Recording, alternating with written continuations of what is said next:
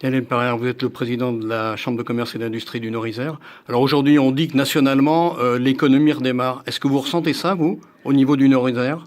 Alors, on va dire que le Nord-Isère a une petite chance, c'est-à-dire que même dans les plus grands moments de difficulté, le Nord-Isère a toujours eu un dynamisme qui lui a permis quand même de garder un niveau assez intéressant au niveau de l'économie. Nous avons des industries fortes, notamment avec le ciment, avec la logistique, la chimie sur le sud, le textile technique.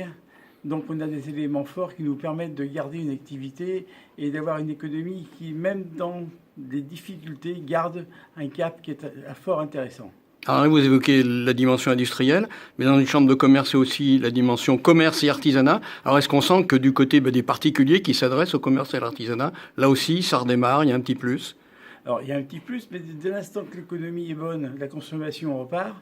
Et la consommation, eh bien, c'est ce qui développe et ce qui aide à faire vivre le commerce. Et notamment aujourd'hui, ce que nous souhaitons, c'est réinvestir les centres-villes. Alors Nord-Isère, Sud-Isère, comment se porte le Nord-Isère, la région viennoise en quelque sorte? Alors le Nord-Isère, c'est la région viennoise, la région bergalienne, c'est les deux arrondissements, donc Tour du Pin et Vienne. Et on va dire que ça se porte assez bien. On a un lieu qui est quand même assez attractif. On est proche de l'aéroport, on a le TGV qui arrive à Saint-Ex, on a Lyon qui est un bassin de vie qui alimente bien nos éléments du Nord-Isère.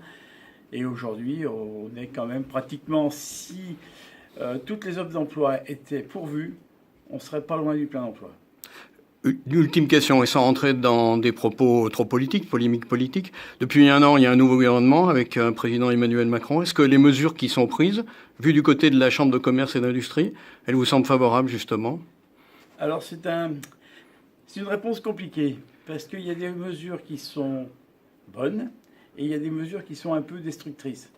Et il serait bien qu'il y ait un moyen terme entre ces mesures. C'est-à-dire qu'il serait bon que notre président dirige pas seulement depuis Paris, mais s'intéresse aussi quand même à diriger à travers les territoires. Alors les mesures bonnes et les mesures restrictives, c'est quoi? Les restrictives, c'est qu'aujourd'hui, ils coupent les budgets des communautés de communes, des agglos, des chambres consulaires, et tout le travail qui était fait sur le terrain, et tout le travail de proximité qui ne peut pas se faire à partir d'une grande échelle, parce que la proximité, c'est vraiment le quotidien. On va être handicapé par rapport aux moyens. Et les mesures qui étaient bonnes alors? C'est la libération de la loi travail, il y a la dynamisation de l'export, l'image de la France à l'export, à travers dans le monde. Et là, il a un comportement qui est correct. Le problème, c'est qu'il ne faut pas qu'il oublie le terrain. Et aujourd'hui, j'ai l'impression qu'il oublie un peu le terrain et la proximité. Alors, une chambre consulaire, c'est pour gérer justement les problèmes consulaires qui sont transversaux à tous les secteurs d'activité qui sont de votre ressort. Oui. On ne va pas vous demander de rentrer pour dire qui vous privilégieriez, mais sauf que vous avez évoqué le secteur industriel. Dans quelques semaines, c'est l'élection du président du MEDEF au plan national. Est-ce que ça peut changer la donne, justement, l'élection du président qui soit choisi? Il y a des candidats rhône-alpins, d'ailleurs, pour l'activité. Il n'y a plus de candidat rhône-alpin. Le candidat rhône-alpin a rallié un candidat.